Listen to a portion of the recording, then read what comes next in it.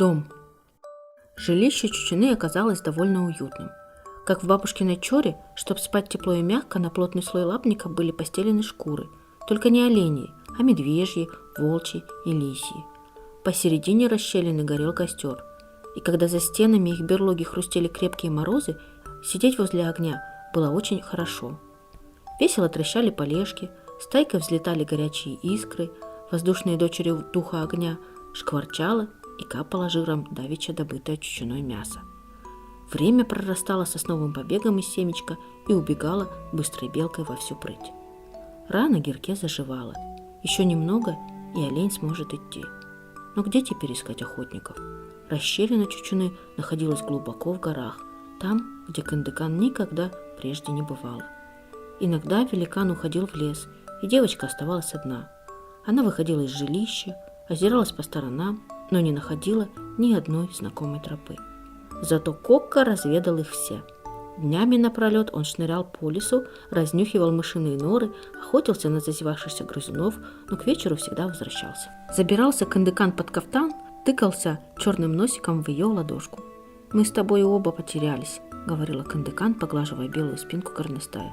«Значит, теперь ты не только друг, но и мой маленький брат. Я буду о тебе заботиться, что бы ни случилось». Несколько раз прилетал ворон, садился на ветку большой сосны и громко кричал «Кор, кор!», словно спрашивая девочку, «Все ли хорошо?» «Хорошо», — отвечала ему Кындыкан, но в голосе ее звучала тоска по дому, родным и прежней жизни. А ночью в расщелину заглядывала старуха Луна, садилась к костру и до утра рассказывала удивительные сказки. Там и Чучуна возвращался.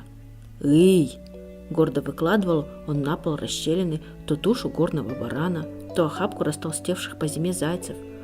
Громко радовался великан богатой добычи. Надолго хватит. Можно будет сидеть холодными вечерами у костра, мастерить стрелы, обтачивать камни, а не блуждать по лесу в поисках еды. «Чучуна охотник?» — спросила однажды девочка. «Гр-гр-к», — ответил великан и, обмакнув палец в золу, нарисовал на стене очертания медведя. «Кьяга», — кивнула Кындыкан, — так называли медведя в ее стойбище.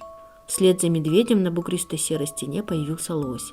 Чучуна сложил губы трубочкой и тихонько замычал по-лосиному.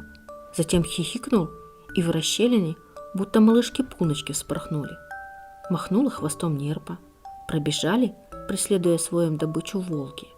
Девочка закрыла глаза, и волки исчезли. На их месте закурлыкал черный ворон. «Вот кто привел Чучуну на помощь!» — догадалась вдруг Кындыкан. «Будь смелой, Хулине, и не забывай, кто ты есть!» — зазвучал в голове родной голос, а из рукава кафтана выпал маленький розовый камень. Девочка улыбнулась.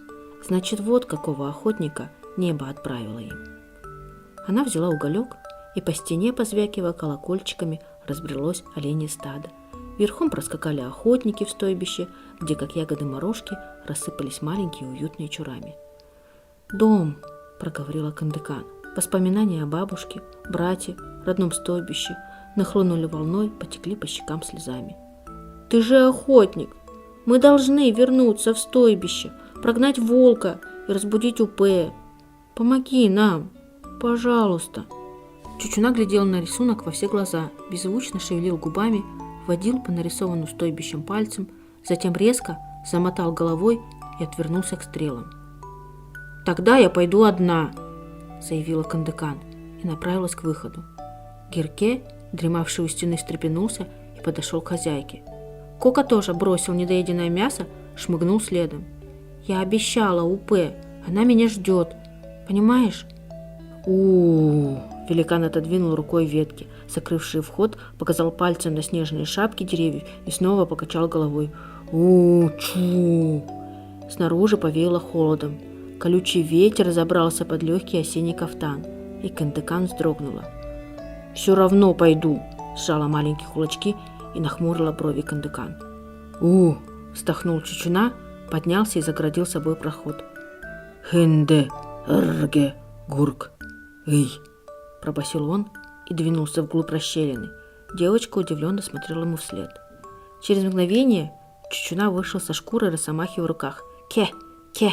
– довольно улыбнулся он и принялся заматывать Кындыкан в шкуру так, что она стала похожа на маленькую чучуну. Когда великан закончил возиться со шкурой, Кындыкан с надеждой спросила: «Чучуна пойдет с нами?» «Гурк, гурк!» – закивал Чучуна в ответ. Затем сложил в другую шкуру остатки мяса, собрал свой самодельный лук со стрелами, и они вчетвером отправились в путь. Высоко в небе улыбалась старуха-луна. Небо всегда отправляет помощь тем, кто ее просит. Правда, не всегда такую, какой ее ожидают.